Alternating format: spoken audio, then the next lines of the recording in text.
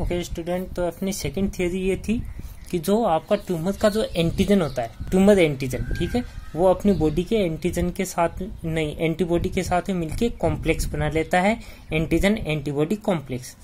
अब ये जो कॉम्प्लेक्स है इसके थ्रू क्या करता है, जो आपका ट्यूमर का एंटीजन है ये अपने आप को हाइड करने का काम करता है, छुपाता है बॉडी से। अगर ये हाइड कर लिया अपने आप को तो अपनी बॉडी का जो इम्यून सिस्टम है वो इसको रिकॉग्नाइज नहीं कर पाएगा, और अगर इम्यून सिस्टम रिकॉग्नाइज नहीं कर पाएगा फॉरेन एंटीजन को तो प्रोडक्शन है एंटीबॉडीज का बंद कर देगा, और इन पेशेंट में इन्फेक्शन की भी ससेप्टिबिलिटी है वो बढ़ जाएगी।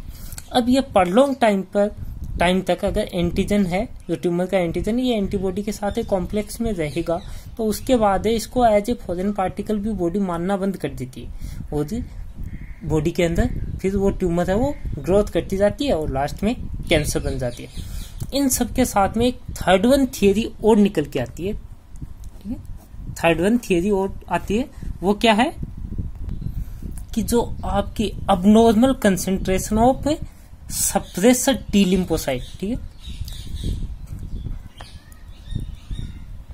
Abnormal concentration of suppressor T lymphocyte,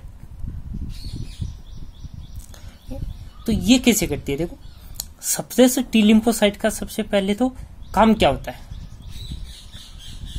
ये क्या करती हैं, एंटीबॉडी के प्रोडक्शन को रेगुलेशन, ठीक है, रेगुलेट प्रोडक्शन ऑफ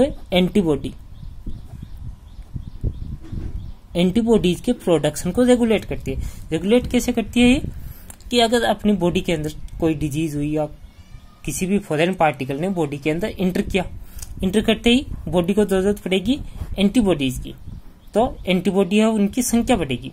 लेकिन जैसे ही वो जो भी इन्फेक्शन था या जो भी फॉरेन पार्टिकल था वो खत्म हो गया, उसके बाद बॉडी को एंटीबॉडीज की नीड है वो बंद हो जाएगी, ठीक है। तो ऐसी कंडीशन जब बॉडी को और ज्यादा नीड नहीं हो एंटीबॉडीज की, तो एंटीबॉडी के प्रोडक्शन को अपने क्या करना पड़ता है, डिक्रीज। और ये सप्रेसर टी लिम्फोसाइट है, इसका काम यही है, एंटीबॉडीज के प्रोडक्शन को डिक्रीज करना। अब अगर मान लो कि अपनी बॉडी के अंदर इन सप्रेसर टी लिम्फोसाइट नॉर्मल से ज्यादा हो, हाई लेवल हो, ठीक है, अगर बॉडी के अंदर हाई लेवल हो सप्रेसर टी लिम्फोसाइट का, तो क्या होगा, एंटीबॉडीज की संख्या अपनी बॉडी के अंदर डिक्रीज होगी। अगर इनका लेवल हाई होगा सप्रेसर टी लिम्फोसाइट का, तो एंटीबॉडीज हैं वो बॉडी के अंदर कम होगी। तो इस कंडीशन में क्या होगा, एंटीबॉडी बॉडी के अंदर बनेगी नहीं। तो अपन लोगों ने कार्सिनोजेंस में पढ़ा था कि वायरस है, बैक्टीरिया है,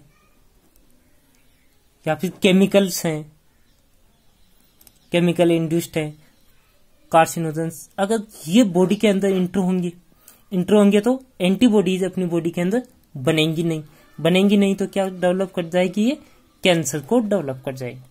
इस तरह की कंडीशन के अंदर अगर बॉडी के अंदर एंटीबॉडीज नहीं होंगी तो वायरस, बैक्टीरिया वगैरह इन्फेक्शन होंगे, और अपन लोगों ने ये भी देखा है कि ये भी कैंसर को कॉज कर सकते हैं, जैसे एच पाइलोरी है या फिर ह्यूमन पेपिलोमा वायरस है। तो इस तरह की हैं ये, जो क्या है कैंसर को आगे जाके लीड कर जाएंगी। तो इस तरह से अपन मान सकते हैं थर्ड थियरी ये है कि इनकी वजह से होता है।